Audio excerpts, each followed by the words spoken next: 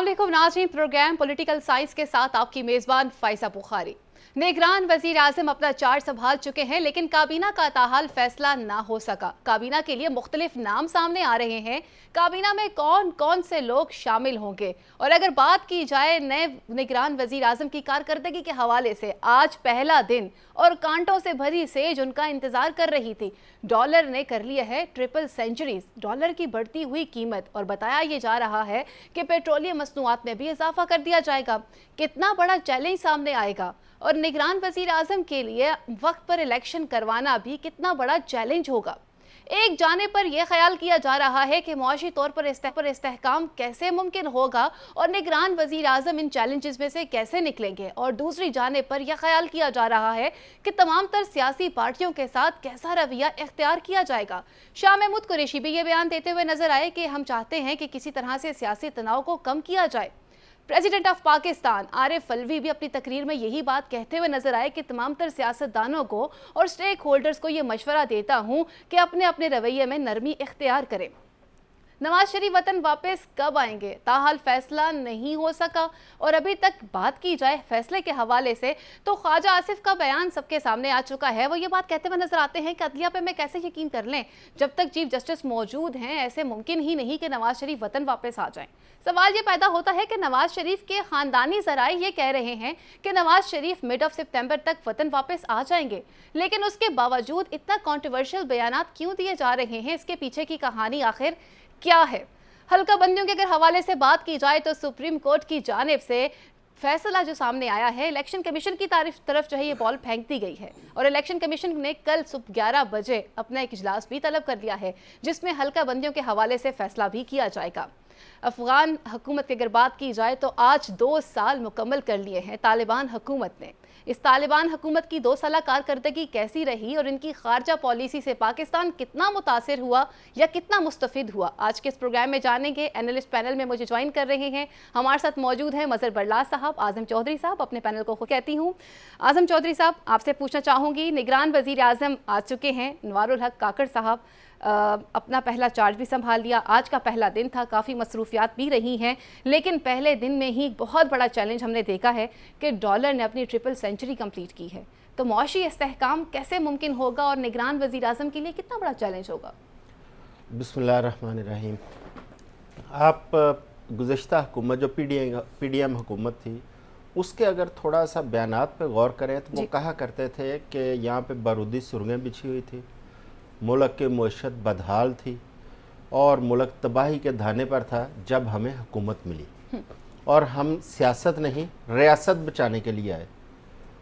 जबकि आज जिन हालात के अंदर वो मुल्क को छोड़ के गए हैं, जिन हालात के अंदर मईशत को छोड़ के गए हैं, मैं समझता हूँ कि बारूदी सुरंगों वाली और तबाह हाल मईशत इस निगरान हुकूमत के हवाले की गई है। सही। एक चीज़ ज़हन में रखें, वो मुंतखब लोग थे जो पहले पार्लियामेंट के अंदर थे, 3.5 साल PTI के लोग, और अगला 1.5 साल, एक 16 माह कह लें उसको, वो PDM के लोग। बिल्कुल ठीक है, वो मुंतखब लोग थे जिन्होंने जाके अवाम के अंदर जवाब भी देना था, जिनका एहतसाब भी हो सकता था, क्योंकि वोट एक ऐसी ताकत है अवाम के पास जिसमें लोग एहतसाब करते हैं पोलिंग डे पर जी। लेकिन ये निगरान हुकूमत है, इसका एहतसाब के मामले में आप उसका किसी सूरत कोई एहतसाब नहीं कर सकते। उन्होंने वोट लेने अवाम के पास नहीं जाना। कलामी की माजरत चाहती हूँ, लेकिन इस निगरान हुकूमत के पास जाने से पहले अब बुरी हुकूमत के भी इख्तियारात दिए गए हैं। जी, मैं उसी तरफ आ रहा हूँ। आप पहले अपनी मईशत पर थोड़ा ध्यान दे लें। जो साबका हुकूमत को PDM गवर्नमेंट को जब मईशत मिली है, आपके रिजर्व के अंदर 16 अरब डॉलर पड़े थे। जब इनको मईशत मिली है, 7 अरब से कम डॉलर इनके आपके ख़जाने में पड़े हैं। जब उनको हुकूमत मिली थी, पाकिस्तान के अंदर कुछ इंडस्ट्री भी चल रही थी और एक्सपोर्ट्स भी हो रही थी, और आपके ओवरसीज़ पैसा भी भिजवा रहे थे। उस वक्त ज़र मुबादला की सूरत में पैसे आ भी रहे थे। इस वक्त ना ज़र मुबादला आ रहा है आपके पास, आपकी ना इंडस्ट्री चल रही है। जो थोड़ी बहुत इंडस्ट्री थी वो इन लोगों ने अपनी पॉलिसियों से और अपनी हरकत की वजह से उसको भी बंद किया। सोर्स ऑफ इनकम हमारे पास बहुत हद तक कम हो चुके हुए हैं। ठीक है, आपके तो पास इस चैलेंज में से कैसे निकलेंगे? यही तो मैं अर्ज कर रहा हूँ कि इस वक्त इतना बड़ा चैलेंज है इस हुकूमत के सामने, کہ پہلے دن ہی آپ دیکھیں کہ ڈالر نے چھلانگیں لگانی شروع کر دی ہیں اور ان کو پاکستان کی اکانومی کو رائٹ ٹریک پہ چلانے کے لیے بہت سخت فیصلے کرنے پڑیں گے جو بظاہر نظر آ رہا ہے ہمیں. آپ دیکھیے گا جس طرح پیٹرول پرائسز کی ان کے آج ابھی کابینہ بنی نہیں, مہنگائی کی باتیں پہلے شروع ہو گئی ہیں. اصل میں وہ جو الزام لگایا جاتا ہے کہ ہم پچھلے جو ہے نا ملبے کے وہ جو ہم نے اٹھایا تھا, بیگیج اٹھایا تھا, اس کی وجہ سے ہمیں 16 ماہ میں یہ کچھ کرنا پڑا. میں سمجھتا ہوں کہ 16 ماہ کا جو بیگیج ہے وہ بھگتنا پڑے گا ہماری نگران حکومت کو. اس نے صرف ملک نہیں چلانا, اس نے صرف معیشت ٹھیک نہیں کرنی, اس نے انتخابات بھی کروانے ہیں, اور وہ بھی ایسے انتخابات ہوں جن کے اوپر کوئی کویسچن مارک نہ آئے, جن کو تسلیم کیا جائے جس کے نتائج کو. الیکشن کو بعد میں ڈسکس کرتے ہیں. برلاس صاحب, ایک طرف پہ سچویشن یہ آ چکی ہوئی ہے کہ ایک عام آدمی منتظر نظر آ رہا ہے کہ کب اس کے لیے ایک اچھا فیصلہ سامنے نظر آئے گا. نگران سیٹ اپ سامنے آیا ہے اور اس نگران سیٹ اپ کے پاس پوری حکومت کے اختیارات بھی موجود ہیں, اور آج ذرائع کے مطابق وزیر اعظم نے صبح سویرے جو ہے وزارت خزانہ کے حکام کو بھی اپنے آفس میں طلب کر لیا تھا, جس میں معاشی صورتحال کے اوپر ڈسکشن بھی کی گئی ہیں. ڈالر آلریڈی پرائز اپنی بڑھا چکا ہوا ہے, پیٹرولیم کی مصنوعات میں بھی اضافہ ہو رہا ہے. ان تمام چیلنجز میں سے نکلنا نگران وزیر اعظم کے لیے کتنا پاسبل ہوگا, اور یہ وہی نگران وزیر اعظم ہیں جنہوں نے بعد میں پھر عوام کی طرف بھی جانا ہے اور اپنا ووٹ بینک بھی سیو کرنا ہے. اعظم چودھری صاحب نے ماضی کا حوالہ دیا, بڑی شاندار انہوں نے باتیں کی, لیکن گزارش یہ ہے کہ نگران حکومت کا شاید یہ مینڈیٹ نہیں جو آپ نے بیان کیا ہے کہ وہ کس طرح معاشی چیلنجز سے نکلیں گے. یقیناً اس کے لیے ایک منتخب حکومت آئے گی اور اسی کا کام ہوگا کہ معاشی چیلنجز سے نکلے. ہاں, یہ بات درست ہے کہ انہیں وہ ملبہ جو ملا ہے وہ انہیں بھگتانا پڑے گا اور اسی میں ان کو گزارا کرنا پڑے گا. انوار کاکڑ صاحب جو ہیں وہ سلجھے ہوئے سمجھدار آدمی ضرور ہیں, لیکن ظاہر ہے معاشی چیلنجز ہیں ملک کو اور معاشی مشکلات کا سامنا ہے, اس میں انہیں چلنا ہے. اور ظاہر ہے 3 ماہ جو انہوں نے گزارنے ہیں, جو بظاہر آئینی طور پر ہمیں بتایا جاتا ہے کہ 3 ماہ وہ گزاریں گے, تو ان 3 ماہ کے لیے انہیں مشکلات کا تو سامنا کرنا پڑے گا. ابھی انہوں نے فیصلے بہت سے نہیں کیے, ابھی تو وہ مبارکبادیں وصول کر رہے ہیں.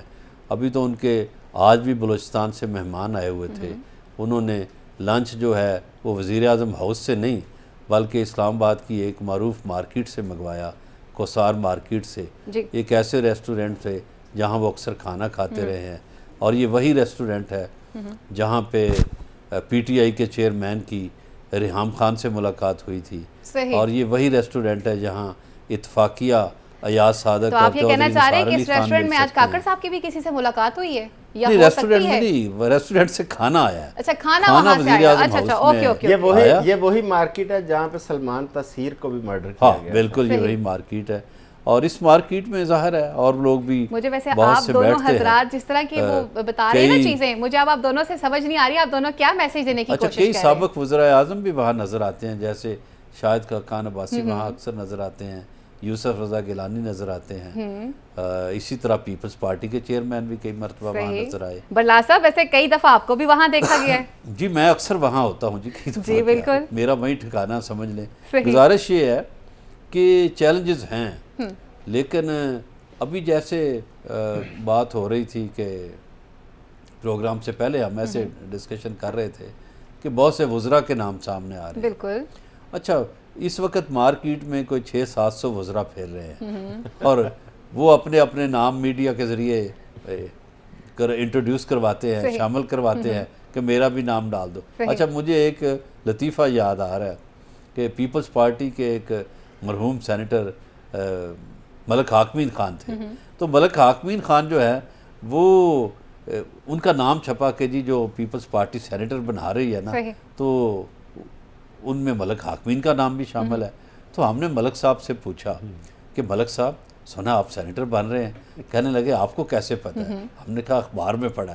کہنے لگے وہ تو نام میں نے خود دی ہے. صحیح, ٹھیک ہو گیا. اچھا, خود بہت سے نام دیے. برلاس صاحب کابینہ پہ تو ہم بات کریں گے, لیکن آن اے ویری لائٹر نوٹ ہم بات کرتے ہیں ذرا سا آج کے پہلے دن کے حوالے سے, کیونکہ پہلا دن تھا نگران وزیر اعظم کا اور انہوں نے کتنا بڑا چارج سنبھالا, اور پھر آگے چیلنجز ہی چیلنجز ہیں. ہم یہ بھی نہیں کہہ سکتے کہ جی کوئی ایک ایسا ریلیف پوائنٹ آ سکتا ہے یا کوئی ایک اچھا فیصلہ ان کی کیبنٹ ان کے سامنے لا کے رکھے گی کہ سر اس پہ سگنیچر کر دیجئے, یہ ایک اچھا فیصلہ آپ کرنے جا رہے ہیں.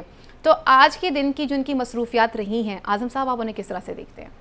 جس طرح ابھی برلا صاحب ذکر کر رہے تھے نا، آج کا دن تھا مبارکبادیں وصول کرنے کا، صحیح، تو صرف جسٹ مبارکبادیں وصول ہوئی ہیں. کل انہوں نے حلف اٹھایا، آج کا دن مبارکبادیں وصول کرنے کا تھا.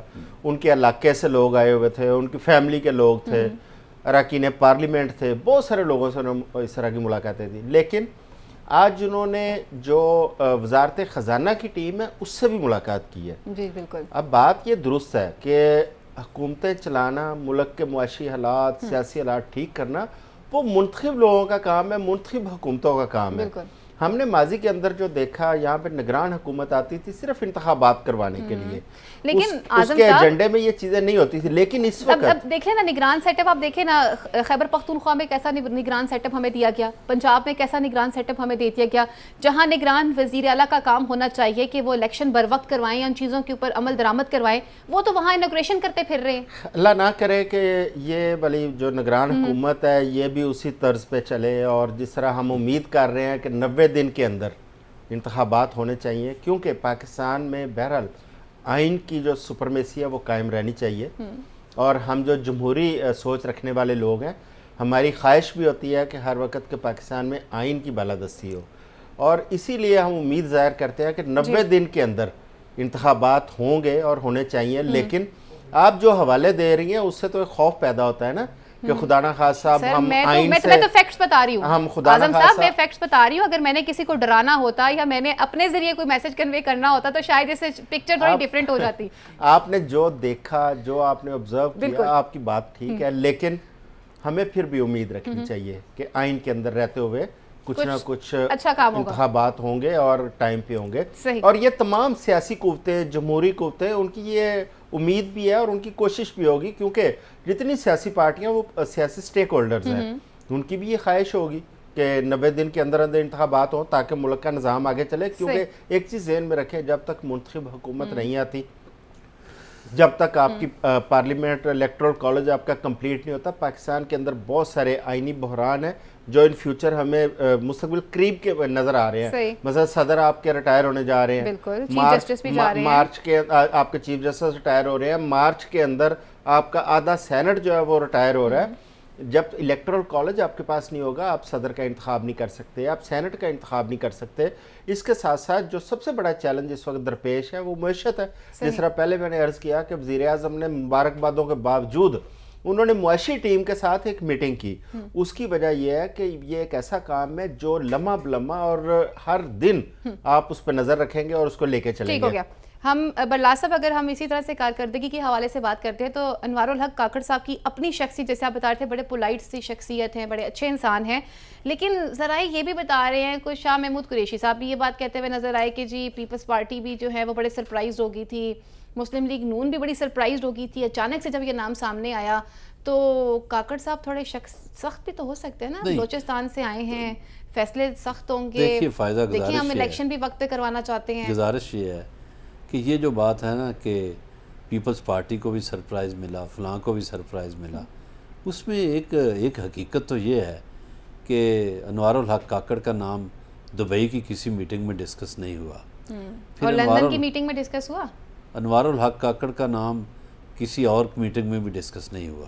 انوار الحق کاکڑ کا نام جو اسلام آباد میں نام ڈسکس ہوتے رہے، اس میں بعض صحافیوں کے نام تھے، بعض سیاستدانوں کے نام تھے، بعض معیشت دان جو تھے ان کے نام تھے، تو وہ ڈسکس تو ہوتے رہے، لیکن انوار الحق کاکڑ کا نام ڈسکس نہیں ہوا. میرا خیال ہے کہ شاید چند گھنٹے پہلے تک میاں شہباز شریف اور راجہ ریاض کو بھی یہ علم نہیں تھا، یا کچھ لمحے پہلے تک بھی نا علم ہو کہ کیئر ٹیکر پرائم منسٹر کون سا ہے. تو پھر آپ اس بات کو مان رہے ہیں نا کہ سرپرائزڈ ہوئے ہیں یہ دونوں لوگ؟ تو بالکل ہوئے ہیں، لیکن جو شخصیت ہے نا انوار الحق کاکڑ کی، وہ دیکھیں بڑے معتدل مزاج ہیں، صلح جو انسان ہے، سلجھے ہوئے ہیں، معاملات کو الجھانے کی بجائے سلجھانے پہ یقین رکھتے ہیں. اگر سلجھانے کی بات کی جا رہی ہے تو پھر ہم 90 روز کی بات وہ بھی کر رہے ہیں، ہم بھی کر رہے ہیں، 90 روز کے الیکشن ہے.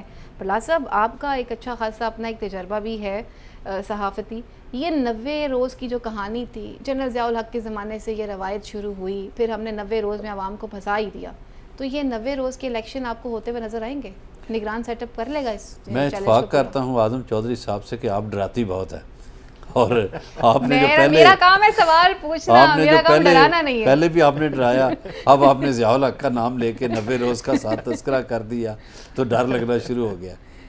90 روز کی بات تو درست ہے، لیکن یہ جو حکومت نے جاتے جاتے ایک کام کیا سابقہ حکومت نے سینسس کے معاملے میں، جی جی اس سے لگتا ہے کہ الیکشن کچھ ڈیلے ہو جائیں گے. صحیح. چونکہ کل الیکشن کمیشن کا جب اجلاس ہوگا تو یقیناً اس پہ غور کیا جائے گا مردم شماری پہ. ایگزیکٹلی کل 11 بجے اجلاس طلب کیا انہوں نے. اگر نئی مردم شماری ہوتی ہے تو اس کے لیے 3-4 مہینے چاہیے، اور پھر اس کے ہلکا بعد بندیوں کے لیے 120 دن تو ہلکا بندیوں کے لیے آپ کو اس کے چاہیے. بعد ہلکا بندیوں کے لیے 4 مہینے چاہیے. تو اس حساب سے اگر دیکھا جائے تو آپ کا ڈراوا درست ہے، آپ ہمیں درست طور پر ڈراتی ہیں. اس حساب سے الیکشن ڈرے ہوتے ہوئے نظر آ رہے ہیں. صحیح. اعظم صاحب میرے ڈراوے کو چھوڑیے، میں تو آپ سے سوال پوچھ رہی ہوں، کچھ معصومانہ سے یہ میرے سوالات ہیں آپ سے. یہ بتائیے کہ فیکٹس اینڈ فگرز کیا کہتے ہیں. نگران وزیر اعلیٰ جو وزیر اعظم ہیں ان کے لیے بڑا یہ چیلنج ہے کہ الیکشن انہوں نے ٹائم پہ کروانا ہے نہیں کروانا. لوگ پہلے ہی خیبر پختونخوا سے ان جگہوں سے ڈر چکے ہیں ایکسپیرینس کر کے، اور پھر آپ دیکھیں 90 روز سے اب ڈر لگتا ہے. دیکھیں فائزہ، یہ جو ہم امید ظاہر کرتے ہیں 90 روز والی، یہ ہے ہماری ایک جمہوری خواہش کہ ایک آئینی مدت کے اندر پاکستان میں انتخابات ہو. لیکن جن حالات کی آپ بات کر رہی ہیں وہ شاید اس سے بھی بدتر ہے. وہ بہت ساری ایسی چیزیں ہیں کہ جو انتخابات کو بظاہر ہمیں لگ رہا ہے کہ وہ کھینچ کے آگے لے جائیں گے. مثلا آپ کے اسی پروگرام کی وساطت میں نے ایک دن پہلے عرض کیا تھا کہ میری اطلاع کے مطابق پنجاب کے اندر بلدیاتی انتخابات پہلے کروائے جائیں گے، اور وہ بلدیاتی انتخابات جو ڈسکشن ہو رہی ہے، جو پلاننگ ہو رہی ہے، وہ یہ ہے کہ ہر ممکن کوشش کی جائے کہ غیر جماعتی انتخابات کروائے جائیں. صحیح. اگر غیر جماعتی انتخابات کروائے جاتے ہیں تو یہ جو سیاسی جماعتیں ہیں مجھے ان کا مستقبل بڑا طریق نظر آتا ہے. کیونکہ آپ اگر 1985 کی اسمبلی دیکھیں، اس وقت جب غیر جماعتی انتخابات ہوئے تھے، اس وقت جو لیڈرشپ ابھر کر سامنے آئی تھی، آج وہ پورے پاکستان کی جو سیاست ہے اس کے اندر وہ رول کر رہی ہے. صحیح. جو پرانے جو بہت عرصے سے سیاست کرنے والے بڑے خاندان، بڑے لوگ تھے، وہ چہرے ایسا ایسا معدوم ہوتے چلے گئے. اگر آج غیر جماعتی انتخابات ہوتے ہیں تو پاکستان کی سیاست میں ایک بہت بڑی تبدیلی ہوگی جو کہ عام انتخابات پر بھی اثر انداز ہوگی. ایک تو اگر مجھے اجازت ہے، ایک تو یہ پوائنٹ تھا. دوسرا پوائنٹ جس کا بھی برلا صاحب نے ذکر کیا وہ ہے سینسس، جس کا جاتے جاتے یہ گورنمنٹ وہ کر کے گئی ہے. اگر سینسز دیکھیں، یہ الیکشن کمیشن کی ذمہ داری تھی کہ وہ سینسز اپنے وقت کے اندر کرواتا، اپنے وقت کے اندر سینسز کرا کے حلقہ بندیاں کرتا، اور دسمبر 2021 سے پہلے پاکستان میں سینسز کمپلیٹ ہونی تھی. بالکل. اور آج چیف جسٹس نے بھی یہ سارا جو کیس ہے وہ فارورڈ کر دیا الیکشن کمیشن کی طرف. اگست 23 میں ہے، تقریباً 1.25 سال ہم آگے ہیں، اور الیکشن کمیشن آج سینسز کمپلیٹ نہیں کر پایا. سیاست دانوں پہ تو ذمہ داری ہم بڑی جلدی فکس کر دیتے ہیں کہ سیاست دانوں کو کٹہرے میں کھڑا کر لیتے ہیں. تو کیا سرکاری جو افسر ہیں، جو ہماری بیوروکریسی ہے، جو ادارے ہیں، کیا وہ بھی جواب دیں کہ اگر وہ آئین سے باہر نکل کے کام کرتے ہیں؟ ان کی بھی جواب دہی ہونی چاہیے. ان کی وجہ سے آپ دیکھیں کہ آج ہم اس ڈسکشن میں ہیں کہ انتخابات آگے جائیں گے، آئین کو وائلیٹ کرنے کی ہم بات کر رہے ہیں، صرف کن کی وجہ سے؟ سرکاری افسروں کی وجہ سے اور ایک سرکاری ادارے کی وجہ سے. برلا صاحب، کابینہ کے نام جو اب جیسے آپ نے کہا کہ بہت سارے نام سامنے آنا شروع ہو چکے ہوئے ہیں، اور کچھ ایسے نام بھی ہیں جنہوں نے بڑا سرپرائز کیا ہے. بلکہ اعظم صاحب اور جب ہم آف دا ریکٹ بیٹھے تھے، جب ہم نے وہ نام دیکھے تھے، وی آر سرپرائزڈ کہ یہ نام بھی شامل ہو گئے کابینہ کے اندر، یا یہ نام بھی ہو سکتے ہیں. کیا اطلاعات آپ کے پاس؟ کابینہ میں کون کون شامل ہے؟ یہ فائزہ ابھی تو نام ہی سامنے آیا ہے نا. وہ جیسے میں نے ابھی پہلے آپ کو ایک لطیفہ سنایا ملک حاکمین خان والا، یہ اسی طرح کے نام ہیں. اپنے اپنے نام شامل کر لیں. بعض صحافیوں کی خواہشات ہوتی ہیں، بعض لوگوں کی خواہشات ہوتی ہیں، بعض ان کے رشتہ داروں کی خواہشات ہوتی ہیں کہ اچھا جی نام تو ڈسکس ہو نا. جس طرح وزیر اعظم کی لسٹ میں کئی لوگوں کے نام ڈسکس ہوئے، اس طرح وزراء کے نام ڈسکس ہو رہے ہیں. تو میرا خیال ہے یہ جو لسٹ گھومتی پھر رہی ہے نا آج سوشل میڈیا پہ، تو آپ یہ کہنا چاہ رہے ہیں کہ یہ اتنا ہی لمبا ٹائم لگ جائے گا کابینہ کو سلیکٹ کرنے میں، کابینہ کو بنانے میں؟ اتنا لمبا ٹائم نہیں لگے گا. میرا خیال ہے انوار الحق کاکڑ آج رات بھی کچھ میٹنگیں کر رہے ہیں، کچھ وہ کل کریں گے. اندر کی خبر کچھ دے دیں مجھے بریک پہ جانے سے پہلے. پھر اچھے لوگوں پر مشتمل کابینہ اچھے لوگ کون سے لوگ؟ متنازع لوگ نہیں ہوں گے، ایسے لوگ نہیں ہوں گے جو سیاسی طور پر بڑے متنازع ہوں وہ لوگ شامل نہیں مطلب ہوں گے۔ نئے چہرے سامنے آئیں گے، پرانے چہرے بھی ہو سکتے ہیں، تجربہ کار بھی ہو سکتے ہیں، کچھ نئے چہرے بھی ہو سکتے ہیں۔ چلیں یہ تجربہ کار لوگ کون ہیں یہ تو وقت ہی بتائے گا۔ یہاں پہ وقت ہوا چلتا ہے مفت بریک کا۔ نواز شریف وطن واپس آ رہے ہیں نہیں آ رہے، مریم نواز کیوں خاموش ہیں، یہ سب جانیں گے اس بریک کے بعد۔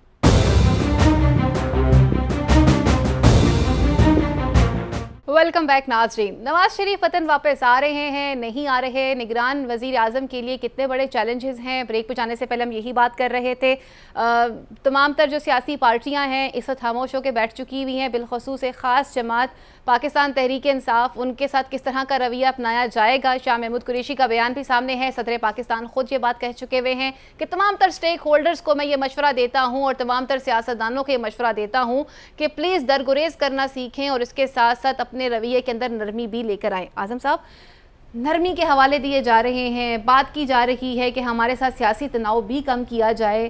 آج سے کچھ عرصہ قبل پہلے یہ باتیں جب خود حکومت میں ہوتے تھے تو نظر نہیں آتی تھیں، لیکن آج جب خود کی جان پہ بند پڑی تو پھر آج ہم بات کرتے ہیں کہ ہمیں درگزر بھی کر دیا جائے، ہمارے ساتھ اچھا رویہ بھی اختیار کیا جائے۔ تو کیا سمجھتے ہیں کہ کیسا رویہ اختیار کیا جائے گا نگران وزیر اعظم کی جانب سے ٹورڈز سیاسی جماعتیں؟ ہمیشہ ہی ایسے ہوتا ہے، جب آپ حکومت میں ہوتے ہیں تو آپ کا بیانیہ کچھ اور ہوتا ہے، جب آپ حکومت سے چلے جاتے ہیں یا جا رہے ہوتے ہیں آپ کے بیانیہ تبدیل ہو جاتے ہیں۔ جی جی جی، یہی ہمیں اب نظر آ رہا ہے۔ صحیح۔ آپ دیکھیں کہ اس وقت جانے والی پارٹیوں کا بیانیہ بھی تبدیل ہو چکا ہے، اور جو اس وقت صدر مملکت اس وقت ایوان اقتدار میں بیٹھے ہیں ان کا بھی آپ کو ایک بیان آپ کے سامنے آیا ہوگا بالکل کہ تمام پولیٹیکل سٹیک ہولڈرز کو اکٹھا بیٹھنے کی ضرورت ہے، ملکی مسائل کو مل کے ایڈریس کرنے کی ضرورت ہے۔ بات یہ ہے کہ جب آپ کی ذمہ داری میں آتا تھا، جب آپ برسر اقتدار تھے، آپ کے چیئرمین اس وقت وہ کہا کرتے تھے کہ میں ان چوروں کے ساتھ، ان ڈاکوؤں کے ساتھ بیٹھنا نہیں چاہتا، ایون کہ اسمبلی کے اندر آتے تھے ہاتھ تک نہیں ملایا کرتے تھے، بھی آپ اس وقت بھی اپنا کردار ادا کرتے، کچھ تھوڑا جا ہم مانگی کی صورتحال اس وقت بھی پیدا ہوتی، ملک کو درپیش جو چیلنجز ہیں اس میں مل کے سارے لوگ آگے چلتے۔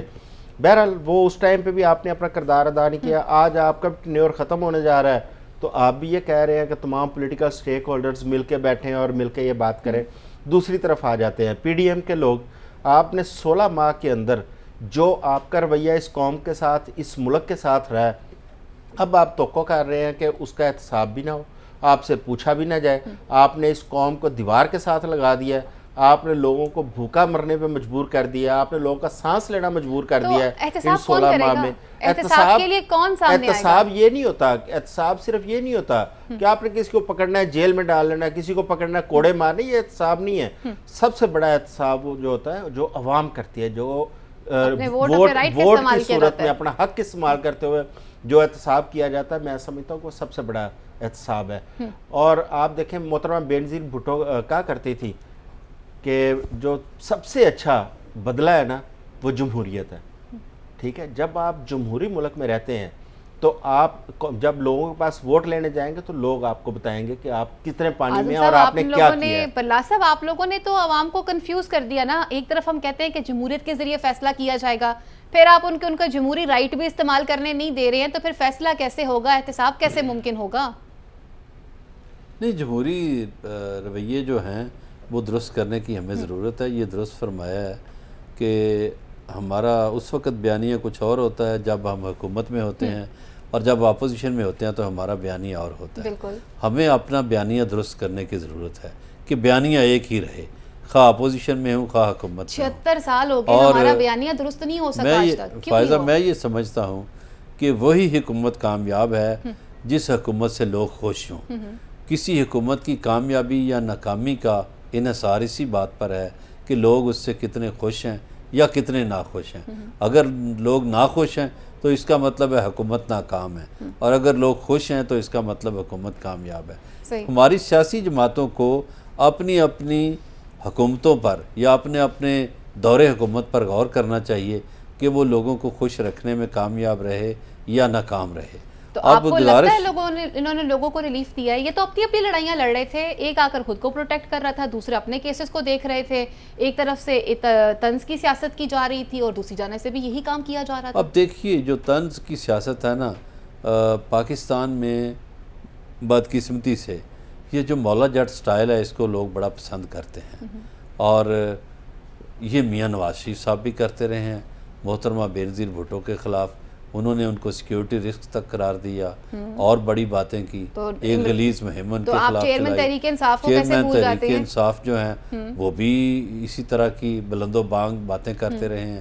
لیکن اب اگر دور کا کمپیریزن کیا جائے، ہم چھوڑ دیتے ہیں پچھلے 40 سالہ اقتدار کو، لیکن یہ جو 3.5 سال کا اقتدار ہے اور 16 مہینے کا اقتدار ہے، اس کا اگر کمپیریزن کیا جائے تو میں سمجھتا ہوں کہ چیئرمین پی ٹی آئی جو ہیں انہوں نے بہتر ڈیلیور کیا ہے۔ وہ کیسے؟ وہ اس لیے کہ 2 سال انہیں کرونا ملا، کرونا میں جب پوری دنیا بند تھی تو انہوں نے اپنا ملک بند نہیں ہونے تو 16 ماہ کی حکومت میں انہوں نے سیلاب کا سامنا کیا، یہ آپ کیسے بھول رہے ہیں؟ آپ یہ بھی دیکھیں کتنی بڑی قدرتی آفت کا ہم نے سامنا کیا۔ پوری دنیا بند نہیں تھی، کرونا میں پوری دنیا بند تھی، اور پاکستان نے جس طرح کرونا کو ہینڈل کیا، دنیا اس کی معترف ہوئی، دنیا نے اس کی تعریفیں کی۔ اور پھر ان 3.5 سالوں میں وہ جو ہماری ٹیکسٹائل انڈسٹری جو 30 سال پہلے بند ہو چکی تھی، اس کا دوبارہ آغاز ہوا۔ ہمارے ٹیکسٹائل انڈسٹری کو بڑے بڑے آرڈرز ملنا شروع ہوئے۔ پھر ہمارے جو سوشل نیٹ ورک ہے اس میں آپ دیکھیے کہ ہیلتھ کارڈ لوگوں کو دے دیا گیا۔ میں سمجھتا ہوں کہ ایک ایسا معاشرہ جس میں صحت کی سہولتیں لوگوں کو دستیاب ہی نہ ہوں، اس میں ہیلتھ کارڈ کا ملنا ایک غنیمت تھا۔ اسی طرح ساری باتیں اپنی جگہ، آپ نے سارے اچھے کام تو گنوا دیے، لیکن یہ بھی تو بتا دیجئے نا کہ جب چیئرمین تحریک انصاف عوام کے سامنے آیا کرتے تھے، یہ کہا کرتے تھے کہ لوٹی ہوئی دولت جو ہے وہ وطن واپس آ کر رہے گی، چوروں کو، ڈاکوؤں کو، لٹیروں کو سزا مل کر رہے گی، 1 کروڑ نوکریاں بھی آئیں گی۔ پھر ان وعدوں کا کیا ہوگا؟ آپ نے تو ہم سب کے دلوں میں ایک ہوپ ڈالتی نا کہ وہ پیسہ وطن واپس آ رہا ہے، بالکل صحیح ہے، معیشت ٹھیک ہو رہی ہے۔ بالکل صحیح ہے، یہ آپ نے بڑی درست بات کی، یہ ان کے دعوے تھے۔ انہوں نے کوشش کی، معذرت چاہتا ہوں، انہوں نے کوشش کی، لیکن ہمارے ملک کے قوانین ایسے ہیں جس کا سہارا لے لیتے تھے چور، ڈاکو یا لٹیرے، یا ایسے لوگ جنہوں نے لوٹ مار کر رکھی تھی، اور وہ لیت و لال سے کام لیتے تھے۔ کسی کی کمر دردی ٹھیک نہیں ہوتی تھی، کسی کو کوئی بیماری ہو جاتی تھی، کوئی بیماری کا بہانہ بنا کے بیرون ملک چلا جاتا تھا۔ تو ہمارے قوانین میں اتنی نرمی تھی کہ وہ کٹہرے میں نہ لا سکے۔ میرا خیال ہے کہ ایسے لوگوں کو کٹہرے میں لانے کے لیے ہمیں قوانین میں تبدیلی کرنا پڑے گی، مگر پھر بدقسمتی کا سفر پھر شروع ہوا کہ یہ جو 16 ماہ کی حکومت تھی، اس میں بجائے اس کے کہ قوانین سخت کیے جاتے، وہ جو احتساب کے ملزمان تھے ان کے لیے قوانین ان کو ریلیف دے دیا گیا، ان کے لیے آسانیاں شروع ہو گئی، اور یہ تک کہا گیا کہ 50 کروڑ سے کم پر تو نیب کا کیس ہی نہیں بنے گا۔ وہ یہ جو ریلیف ہم دیتے ہیں، ہم لوگوں کو ریلیف کیوں نہیں دیتے؟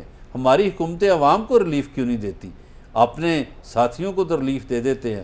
اگر آپ حساب کریں کہ جو پاکستان نے IMF سے جتنے بھی قرضے لیے ماضی میں، وہ قرضے پھر آگے کن لوگوں کو قرضے ملے اور وہ قرضے ہڑپ ہوئے اور وہ معاف کر دیے گئے؟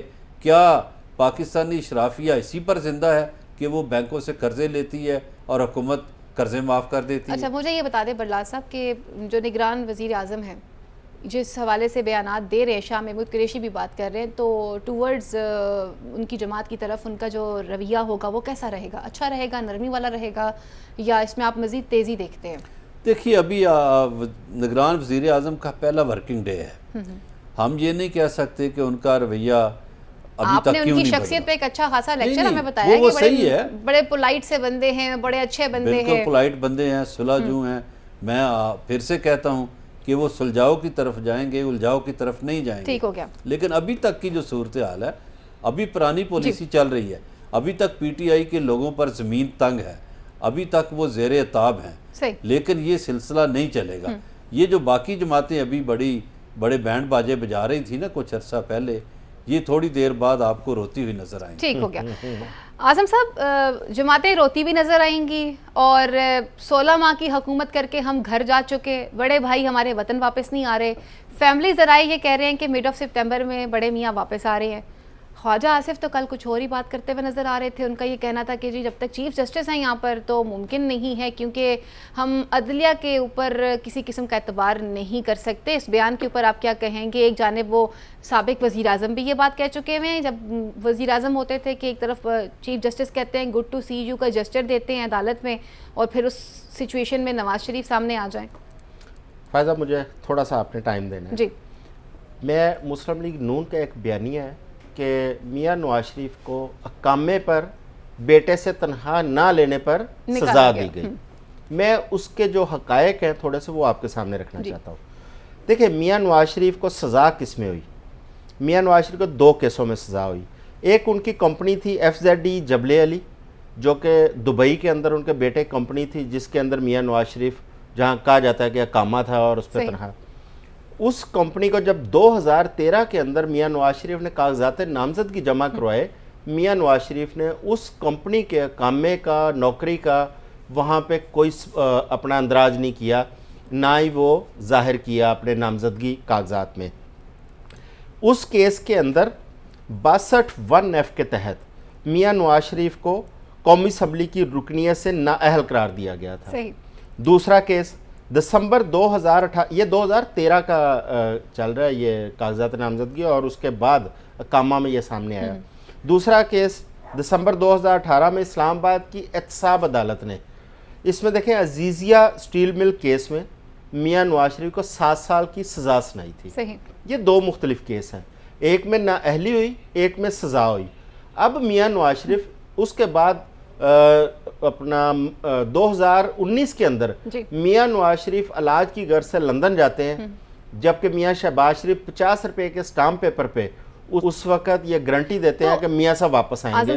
میں آپ سے پوچھ رہی ہوں, سوری, آپ نے جتنے بڑے کیسز کا حوالہ دیا ہے اتنے بڑے ریفرنسز ہونے کے باوجود صرف اقامے پہ ہی کیوں نکالا گیا؟ میں آپ کو بتا رہا ہوں وہ اقامے پہ نہیں نکالا گیا.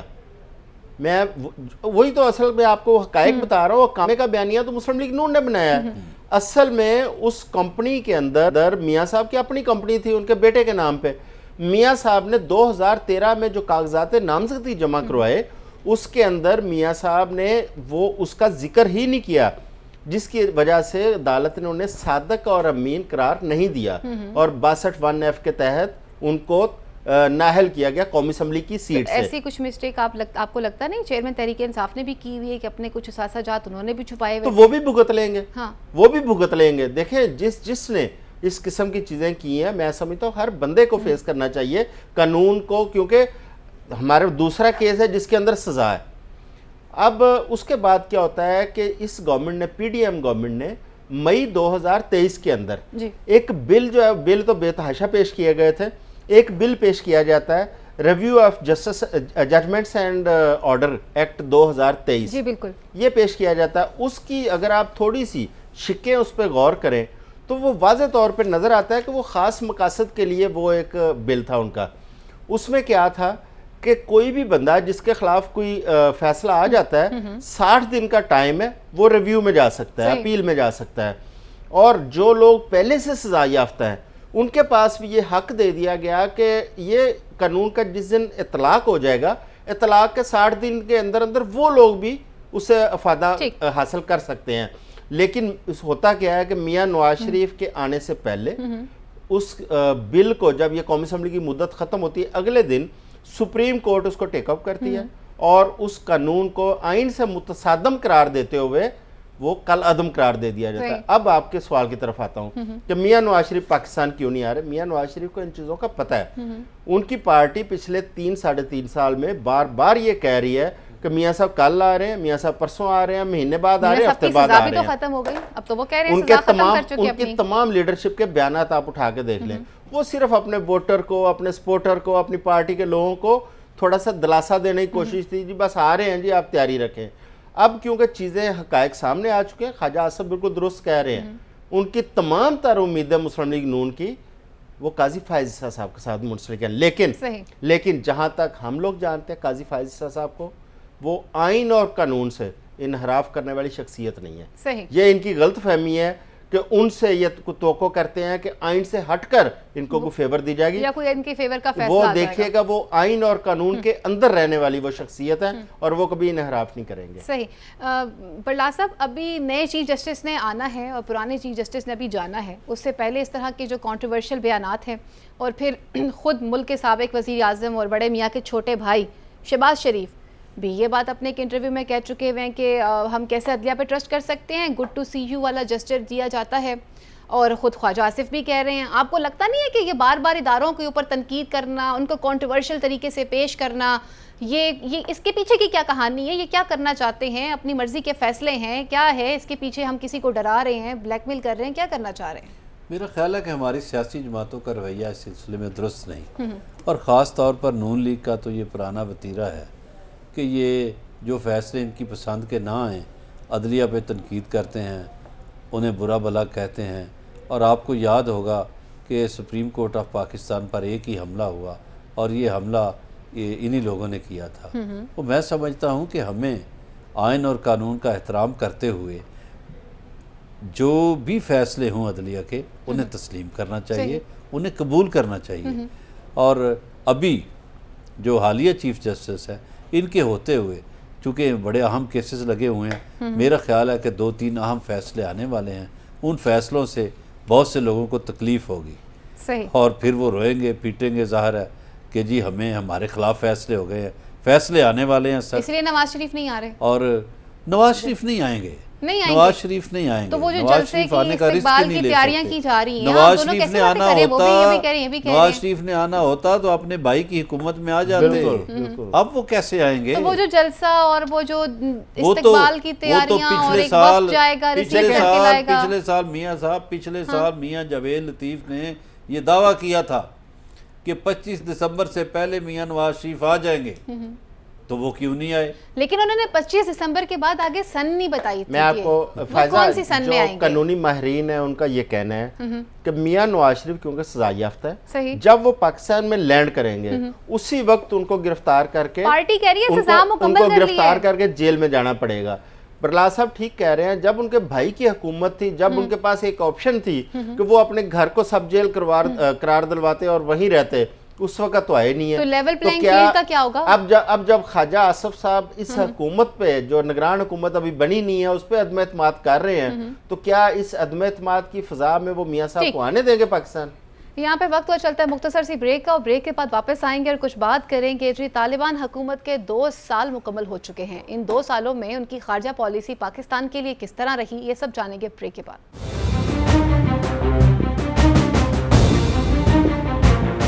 ویلکم بیک ناظرین. امارات اسلامیہ افغانستان کو 2 سال مکمل ہو چکے ہیں. طالبان حکومت نے جسے ہی سیٹ اپ کو سنبھالا تھا کافی چیلنجز کا سامنا تھا. اکانومی کی بات کی جائے, وومن امپاورمنٹ کی بات کی جائے, فوڈ کرائسس کی بات کی جائے, میڈیسن کی بات کی جائے, ہر سیکٹر میں ہمیں کرائسس نظر آئے ہیں. یہ 2 سالہ کارکردگی کیسے رہی ہے؟ پاکستان نے پوری دنیا کی ناراضگی اپنے سر لے لی. ایک مذاکرات کروانے کے لیے دوحہ میں مذاکرات بھی کروائے ہیں, لیکن طالبان کا رویہ پاکستان کے ساتھ کیسا رہا ہے, ان کی خارجہ پالیسیز کیسی رہی ہیں, یہ جانتے ہیں. اعظم صاحب, اگر ہم طالبان کی حکومت کی کارکردگی کی یا ان کی بات کرتے ہیں تو اس 2 سالہ کارکردگی کو آپ کیسا دیکھتے ہیں کہ چلی جاتی ہے وہاں سے امریکہ کی افواج انخلا کر جاتی ہیں, اور ان 2 سالوں میں امارات اسلامیہ افغانستان ایک نئی اسٹیٹ سامنے آتی ہے, اور یہ 2 سال کتنے چیلنجز والے تھے ان کے لیے؟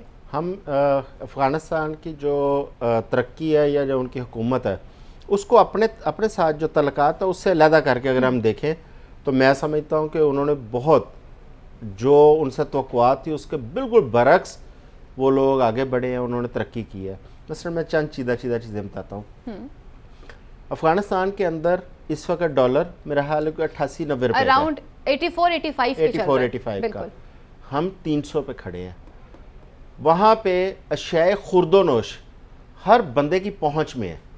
ہمارا اچھا خاصا جو اسودہ حال ہے وہ بھی آج اشیاء خرد و نوش کی وجہ سے پریشان ہے, مہنگائی کی وجہ سے. اب وہاں پہ ہو کیا رہا ہے, یہ میں آپ کو وہ چیزیں جو مشاہدے کی چیزیں وہ آپ سے شیئر کر رہا ہوں. وہاں کا وزیر اور وہاں کا ایک کلرک, اس کی تنخواہ برابر ہے, اس کے مراعات اس کی برابر ہیں. ان کی آدھی سے زیادہ جو کابینہ ہے وہ رکشوں پہ, موٹر سائیکلوں پہ, वहाँ पे असम्बली तक, पार्लियामेंट तक आती है। उन्होंने एक ऐसा बिज़नेस मॉडल बनाया है अफ़गानिस्तान को, उन्होंने पूरी दुनिया को अब अफ़गानिस्तान की तरफ मुतवज्जो करना शुरू किया है। अफ़गानिस्तान के अंदर जो एक परसेप्शन पाई जाती थी कि दुनिया से बाहर से लोग वहाँ पे को माल भिजवाएंगे, पता नहीं उनकी पेमेंटें होंगी या नहीं होंगी, वहाँ की गवर्नमेंट ने एक ऐसा निज़ाम बनाया है कि अगर एक बंदा पाकिस्तान से या किसी दूसरे मुल्क से वहाँ पे एक्सपोर्ट करता है, जिस बंदे को एक्सपोर्ट की जाती है उसमें चंद दिन का एक टाइम फ्रेम दिया गया है, उस दौरान अगर वो पेमेंट नहीं आती तो गवर्नमेंट खुद गारंटर बनती है, उसको जो एक्सपोर्टर है उसको पेमेंट करवा के देती है। बल्कि ये वो हुकूमत है जिन्हें अब तक इनके फॉरेन एड के 9 अरब भी नहीं मिले। आखिरी पॉइंट ये है कि वहाँ पे उन्होंने अपने जो अदालती निज़ाम या इंसाफ है उस पर कंप्रोमाइज़ नहीं किया। याद रखें, जो कौमें इंसाफ पे ऊपर मबनी मुआशरे होते हैं उनको तरक्की से कोई नहीं रोकता, और जहाँ पर इंसाफ नहीं होता उनको तबाही से कोई नहीं रोकता। उन लोगों ने इंसाफ पर मबनी अपना मुआशरा खड़ा किया है, इसलिए वो दिन दुगनी रात चुगनी आपको तरक्की करते हुए नजर आ रहे हैं। अब आ जाते हैं पाकिस्तान और उनके तलकात के तरफ। इस पे मैं आऊँगी, पहले बरलास साहब की मैं पॉइंट लेना चाहूँगी। बरलास साहब, अगर हम उनकी कारकर्दगी पे बात करते हैं, ये तो एक सेपरेट टॉपिक आ जाएगा कि हमारे उनके साथ ताल्लुकात कैसे रहे हैं। 2 साल कारकर्दगी आपने कैसे देखी है अमारात इस्लामिया अफ़गानिस्तान की, और उसमें जो तालिबान हुकूमत रही है, और जैसे इन्होंने मेंशन किया है कि जी वहाँ पर अगर देखा जाए तो इंसाफ का भी बोलबाला रहा है, अदालती निज़ाम भी ठीक रहा है, लेकिन वुमेन एम्पावरमेंट के हवाले से हमें काफ़ी जो है वो चीज़ें काफ़ी डिफ़िकल्ट नज़र आई हैं। ख़वातीन को वो राइट्स नहीं दे पा रहे, उनके हकूक़ वो पूरे नहीं कर पा रहे। इस हवाले से क्या कहेंगे आप? अच्छा, ख़वातीन के हवाले से भी बड़ा प्रोपेगेंडा है। तालिबान की बदनसीबी कहें या बदकिस्मती कहें कि दुनिया उनके बारे में प्रोपेगेंडा और करती है, वो और तरह के लोग हैं। ये दुरुस्त फरमाया आज़म चौधरी साहब ने कि वहाँ डॉलर की देखिए क्या पोजीशन है। ये भी दुरुस्त है कि अशियाई खुर्दोनोश जो हैं वो आम आदमी की पहुंच में हैं। देखिए, अफ़गानिस्तान ज़री मुल्क नहीं है, हम ज़री मुल्क हैं, लेकिन उसके बावजूद हमारे यहाँ चीज़ें बहुत महंगी हैं, अफ़गानिस्तान में सस्ती। तो इसकी रीज़न क्या है? इसकी रीज़न वहाँ की हुकूमत है ना जी, इसकी वो हुकूमत की पॉलिसियाँ हैं। ऐसी कौन सी पॉलिसीज हैं कि हमारे पास आज ट्रिपल सेंचुरी कर गया डॉलर, माफियाज का राज और वो जो अभी वो लोग जो अभी इतने टेक्नोलॉजी से भी मुतारिफ नहीं हुए, तो आपके यहाँ माफियाज का राज है, वहाँ माफियाज का राज तो नहीं। इन माफियाज की रोकथाम कौन करेगा? वो हुकूमत की जिम्मेदारी होती है ना। दूसरा, अगर हम देखें, आपने दोहा का जिक्र किया, देखिए हम मुज़ाकरात करवाने वाले ज़रूर थे, लेकिन मुज़ाकरात करने वाले तो और थे ना। जी जी। तो ये भी हमें एक गौर करना चाहिए कि अफ़गानिस्तान के लोग 2 सालों में सुखी हुए, इसके बावजूद कि अफ़गान हुकूमत पे बहुत सी इंटरनेशनल पाबंदियां हैं और वो पाबंदियां अभी तक ख़त्म नहीं हुई, और अभी तक उन्हें बहुत से मुल्कों ने तस्लीम भी नहीं किया। पाबंदियों के बावजूद वो अपने लोगों को खुशहाल रखने की कोशिश कर रहे हैं, ये एक क्रेडिट है। अब जो पाकिस्तान के हवाले से बात है, देखिए हमें उनसे शिकवे हैं। हमारे यहाँ जो दहशत गर्दी होती है वो दहशतगर्द शिकवों की तरफ आते हैं ना। पहले हम जरा उनकी कारकर्दगी पर डिस्कशन करते हैं। सर, वो माफियाज का जिक्र उन्होंने भी किया, बरलास साहब ने भी किया है, माफियाज का जिक्र आपने भी कुछ कर दिया है। ये माफियाज कैसे कंट्रोल होंगे? ये कौन से ऐसे माफियाज हैं कि जहां पाकिस्तान जैसे मुल्क में आज डॉलर जो है वो 300 क्रॉस करके चला गया हुआ है, हमारे यहाँ बहरान का सामना है मौशी तौर पर, और आपने खुद कह दिया कि जी एक लाइन जो है वो सामने बिल्कुल क्लियर कट नज़र आ रही है, चीज़ें ज़रूरत की हमसे बहुत दूर हो चुकी हैं। जहाँ पे रूल ऑफ लॉ होगा वहाँ पे तरक्की भी होगी, वहाँ पे मुआशरे भी ठीक होंगे। अफगानिस्तान ये कौन मुमकिन बनाएगा? मैं वही अर्ज करता हूँ, अफगानिस्तान की हुकूमत ने, उनके जो वहाँ पे हुक्मरान है इस वक्त, उन्होंने अपने केसेस ख़त्म नहीं करवाने थे, उन्होंने अपनी तिजोरियाँ नहीं भरनी थी, उन्हें सिर्फ़ और सिर्फ अपना मुल्क और अपने कौम जो अफगान कौम है उसकी फ़िक्र थी। उन्होंने उसी तरह उन पर तवज्जो दी। आपको वहाँ के हालात बदले हुए नज़र आई। हमारा अलमिया ये है कि हमने पार्लियामेंट में आके अपने मकासद हासिल करने होते हैं, अपने केसेस ख़त्म करवाने हैं। दूसरी बात यह है, हमारे पार्लियामेंटेरियंस के अखराजात और कौमी ख़जाने के ऊपर जो बोझ है उसको आप कंपेयर करें तो उनका शायद पूरा पार्लियामेंट आपके एक पार्लियामेंटेरियन के अखराजात के मुताबिक वो चल रहा होगा। मॉडल को क्यों नहीं फॉलो कर रहे? आज हम डिस्कस कर रहे हैं कैसी स्टेट को जो अभी हालिया अमेरिका के इन्फ्लुएंस से बाहर निकल कर आई है। इसको इंश्योर करना है आपके हुक्मरानों ने, आपकी हुकूमतों ने جی۔ لیکن یہی حکمران جب اپوزیشن میں ہوتے ہیں اس وقت بیانیہ کچھ اور، جی۔ جب اقتدار میں آتے ہیں بیانیہ کچھ اور ہو جاتا ہے۔ برلاس صاحب، وقتی مختصر ہے، 2 سالہ کارکردگی میں پاکستان کی طرف جو ان کا رویہ رہا ہے، خارجہ پالیسیز کیسی رہی ہیں، افغانستان کی سرزمین انتہائی افسوس سے کہنا پڑتا ہے پاکستان کے اگینسٹ استعمال ہوئی ہے۔ دیکھیے اس میں 2 چیزیں ہیں جو وہ ختم نہیں کر سکے۔ جی۔ ایک تو پاکستان میں جتنی دہشت گردی ہوئی اس کے ڈانڈے افغانستان سے ملتے ہیں۔ جی بالکل۔ وہاں کچھ نہ کچھ گروپس ایسے ہیں جو سرحد کے قریب ہیں اور وہ مداخلت کرتے ہیں اور دہشت گردی کر کے واپس چلے جاتے ہیں۔ دوسرا، انڈیا کے وہاں کونسل خانے ہیں بہت سے، بالکل، وہ طالبان حکومت کو چاہیے تھا ختم کرتے، انویسٹمنٹ ہوئی کیونکہ انڈیا کے کونسل خانوں کی وہاں ضرورت نہیں ہے۔ کیا ضرورت ہے وہاں بارڈر کے قریب اتنے کونسل خانے بنائے ہوئے ہیں؟ وہ کونسل خانے میں سمجھتا ہوں کہ وہ راہ کے اڈے ہیں، وہ راہ کے اڈوں کا خاتمہ ہونا چاہیے۔ یہ افغانستان کے بھی حق میں ہے، پاکستان کے حق میں تو ہے ہی، افغانستان کے اپنے حق میں بھی یہ ہے کہ وہ راہ کے اڈے ختم کرے، کیونکہ وہی راہ کے اڈے پھر اور ایجنسیوں کے اڈے بنیں گے اور افغانستان بدامنی کا شکار ہوگا۔ تو میرا خیال ہے کہ خطے کو بدامنی سے بچانے کے لیے انڈین کونسل خانے وہاں سے ختم ہونے چاہیے۔ صحیح، آپ کے لاسٹ میں ویوز لینا چاہوں گی۔ پچھلے 2 سالہ کی کارکردگی میں بھی 2 بڑے واقعات ہوئے تھے، لیکن افسوس سے کہنا پڑتا ہے کہ 13 اگست والے دن بھی چینی انجینئرز کو جس طرح سے ٹارگٹ کرنے کی کوشش کی گئی، اور اللہ کا شکر ہے کہ وہ بچ گئے، کوئی بہت بڑا واقعہ رونما نہیں ہوا ہے۔ چیف آف آرمی سٹاف نے بھی بیان دیا ہے کہ ہم اس طرح کی کسی بھی سازش کو کامیاب نہیں ہونے دیں گے۔ تو طالبان حکومت، آپ سمجھتے نہیں ٹوورڈز پاکستان ان کو اپنا رویہ نرم رکھنا چاہیے؟ ہم نے اتنے مہاجرین کو اپنے پاس جگہ دی، پاکستانی ہونے کے رائٹس دیے، تو کیا مہمان نوازی کا صلہ یا ہمدردی کا صلہ اسی طرح سے واپس کیا جاتا ہے؟ یہ بات درست ہے کہ ہمیں ان کی حکومت بننے کے بعد جو ہم توقع کر رہے تھے ہمیں اس قسم کی سپورٹ نہیں ملی افغان گورنمنٹ سے، لیکن مجھے گزشتہ کچھ عرصے سے افغانستان کی حکومت کی پالیسی تھوڑی تبدیل نظر آ رہی ہے۔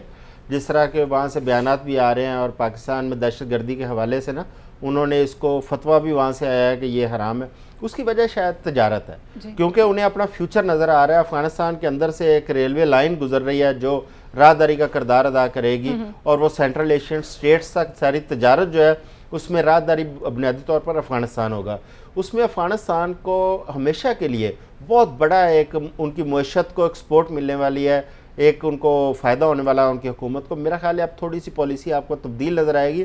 سب سے بڑا ایشو ہے جس کا ذکر ابھی برلاس صاحب نے کیا ہے، وہاں پہ انڈیا کی موجودگی، اور انڈیا نے جس طرح پاک افغان سرحد کے ساتھ ساتھ کبھی اسکولوں کے، ہاسپٹلز کی شیپ میں کونسل خانے بنائے ہیں، وہ بہت زیادہ پاکستان کے لیے نقصان دہ اور اس پورے خطے کے لیے اور آنے والی ٹریڈ کے لیے۔ دوسرا، تو آپ سمجھتے ہیں کہ افغانستان کی گورنمنٹ اس حوالے سے کوئی کام کرے گی؟ پاک افغان بارڈر کے اوپر جو سمگلنگ ہوتی ہے، میں سمجھتا ہوں کہ وہ بھی دونوں ملکوں کے لیے شدید نقصان دہ ہے۔ اس کے اوپر بھی دونوں ملکوں کو سنجیدگی سے سوچنا پڑے گا، اور جہاں جہاں ہمارے فینس رہ گئی ہے جو ہم نے پاک افغان بارڈر پہ لگائی ہے اس کو بھی کمپلیٹ کرنا پڑے گا۔ پروگرام کا وقت بھی یہیں پر ختم ہوا چلتا ہے۔ میرے معزز پینل کا بہت بہت شکریہ، لیکن جانے سے پہلے ایک اچھی سی بات آپ کے ساتھ شیئر کرنا چاہوں گی کہ ایک انتہائی خوشائن بات ہے کہ دبئی سے ایک انٹرنیشنل ایئر لائن میں فائنلی اسکرتو جو ہے وہ آئی ہے۔